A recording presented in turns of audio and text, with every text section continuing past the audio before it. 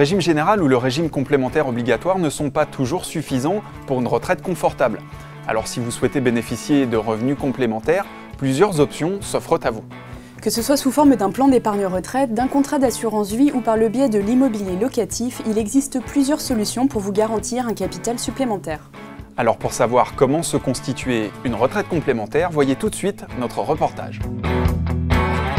Si vous souhaitez bénéficier de revenus supplémentaires pour votre retraite, en plus de ce qui est prévu par le régime général et le régime complémentaire, plusieurs options s'offrent à vous. Tout d'abord, l'assurance vie. Ce type de contrat vous permet d'épargner et de recevoir un capital ou une rente viagère lors du départ en retraite. Avec l'assurance vie, vous pourrez choisir le montant et la périodicité des versements pour une durée de 8 ans minimum. Il peut s'agir d'un contrat basé principalement sur l'achat d'obligations, mais il existe aussi des contrats multi-supports mêlant actions et obligations.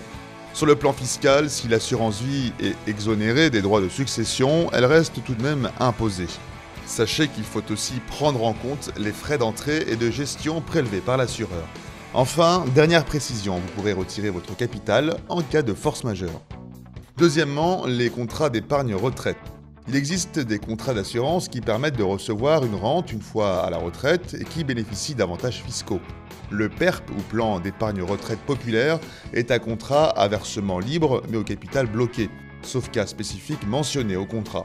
Une rente est versée au bénéficiaire lors de son départ en retraite. Il est également possible d'obtenir une partie du capital lors du départ en retraite. Les cotisations sont versées de manière périodique pour le montant de votre choix. Elles sont déductibles des revenus déclarés aux impôts. En revanche, la rente est soumise à l'impôt sur les pensions. Le contrat préfonds retraite est réservé aux fonctionnaires. C'est un régime de retraite complémentaire facultatif en points.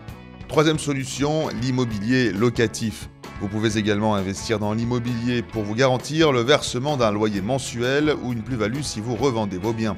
Il existe aussi des solutions collectives, des plans d'épargne complémentaires au sein des entreprises tels que les plans d'épargne retraite collective ou les plans d'épargne retraite entreprise par exemple. Renseignez-vous bien auprès de votre entreprise pour savoir si de tels dispositifs existent.